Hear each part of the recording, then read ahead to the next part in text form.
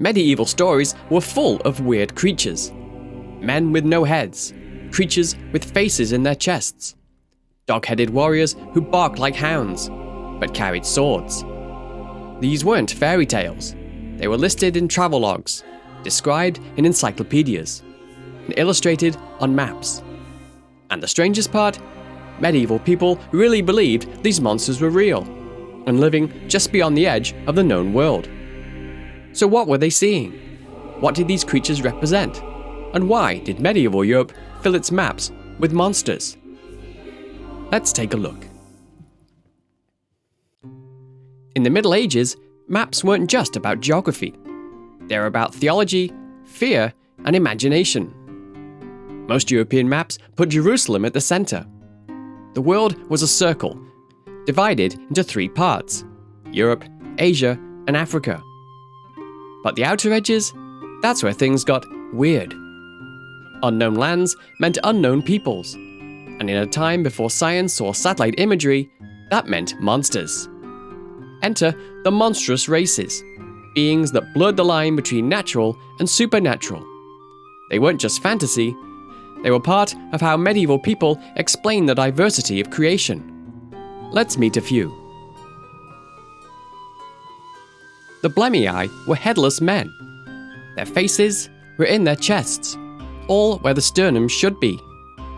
They show up in Roman texts, but the Middle Ages took the idea and ran with it. Writers like Isidore of Seville included them in encyclopedias.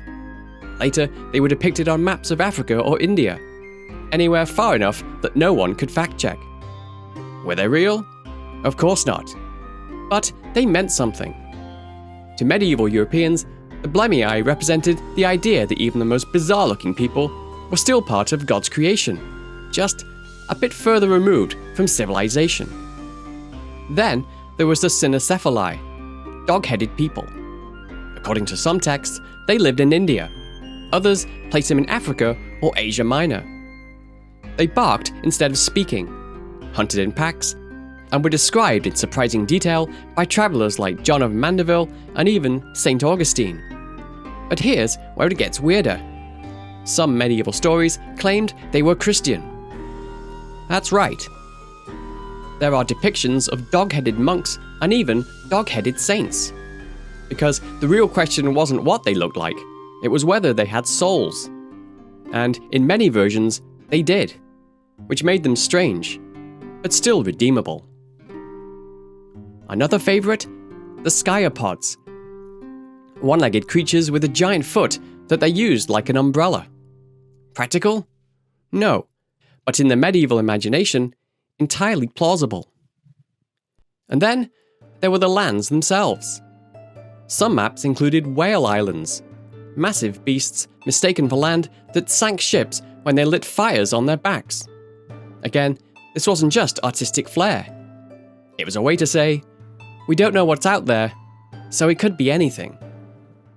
But why did people believe these things? Part of it was simple. They had no way to verify what lay beyond the mountains, deserts, or oceans. But it wasn't just ignorance. It was about morality. The farther you got from Christendom, the stranger and more dangerous people became.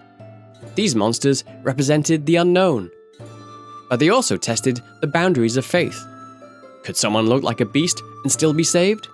Could a barking warrior worship Christ? The farther you traveled from the familiar spires and marketplaces of Christendom, the more the world seemed to twist into something otherworldly.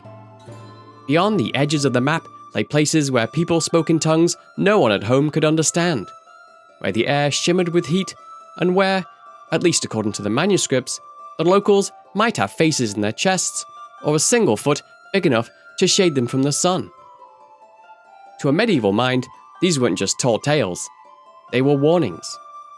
They were the embodiment of the unknown, a reminder that beyond the comfort of the parish church, the rules of the world, and perhaps even the rules of God, might be different. And so came the questions. If a man looked like a beast, could he still be saved? If a warrior barked like a dog but knelt before the cross, would Christ still hear his prayer? In the medieval imagination, monsters didn't just live at the edge of the map. They lived at the edge of faith. It wasn't just about what existed. It was about what was possible in a world made by God. To us, these creatures seem absurd. But to medieval minds, they were a way of mapping not just the world, but humanity itself. A way of saying, we know who we are because we know who we're not. And maybe the monsters they feared say more about them than about anything that might have lived beyond the edge of the map.